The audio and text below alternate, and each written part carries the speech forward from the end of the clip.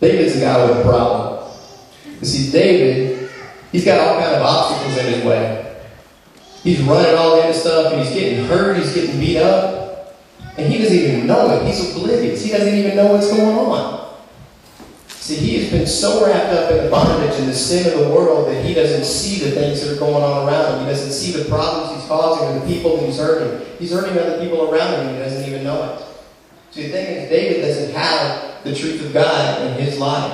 And without that truth, he's powerless to do anything to help himself or do anything to help the people around him. Hey, David. Yes. What's going on, man? No. I'm good. You're good? Yep. Really? Yes. You sure about that? I'm fine. Okay, because from where I'm saying, it looks like you have a pretty big problem.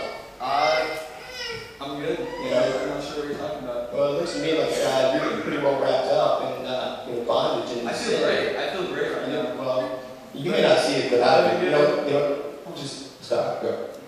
Yeah. You may not see it, but I do. Look, let me tell you something. There's a God in heaven who loves you.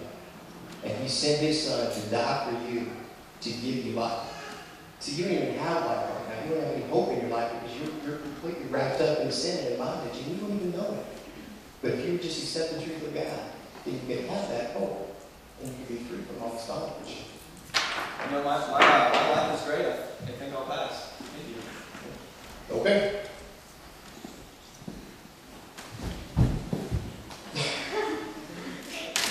Well, that didn't work out too well for him. You know, God speaks to us in a lot of different ways. He speaks to us. He can speak to us through his creation and through nature. He speaks to us through his word. He speaks to us through our conscience, the moral compass that he's wired into us. But he's also got another powerful tool. He's got us. And he's called us to be witnesses, to go out and tell people what we know, to tell people about the truth of Christ. And sometimes we can talk to people, we can witness to people, and they don't accept it.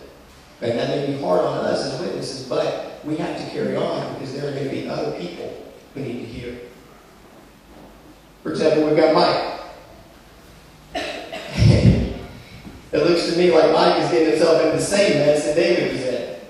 He's getting wrapped up in the bondage of sin in the world. He's getting wrapped up in the bondage, the lies of the world.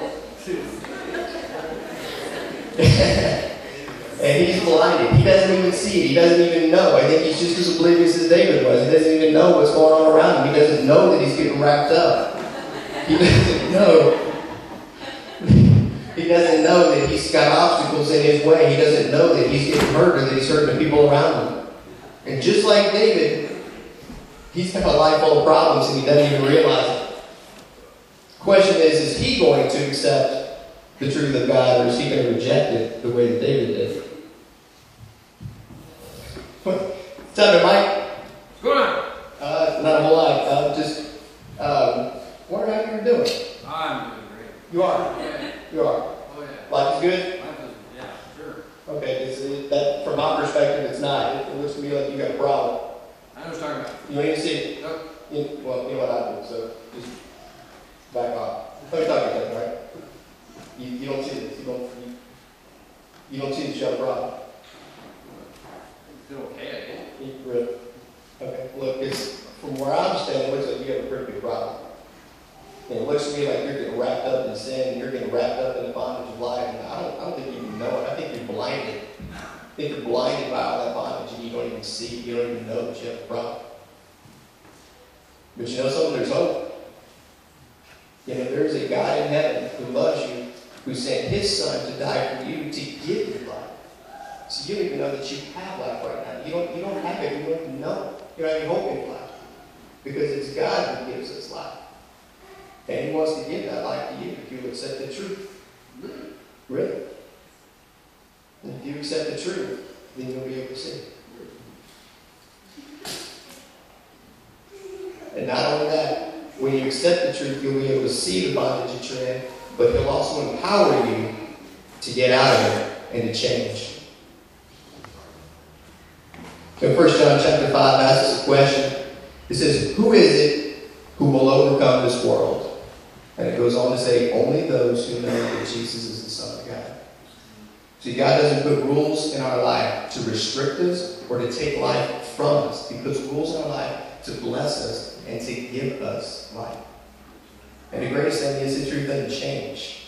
He's the same yesterday, today, and always. Human fact can change. The earth used to be flat. Pluto used to be a planet. The things that we hold on to as human fact can change. But God's truth never changes. It's eternal. As long as we are willing to accept it. And God is who He says He is. He will do what He said He will do. We are who He says we are.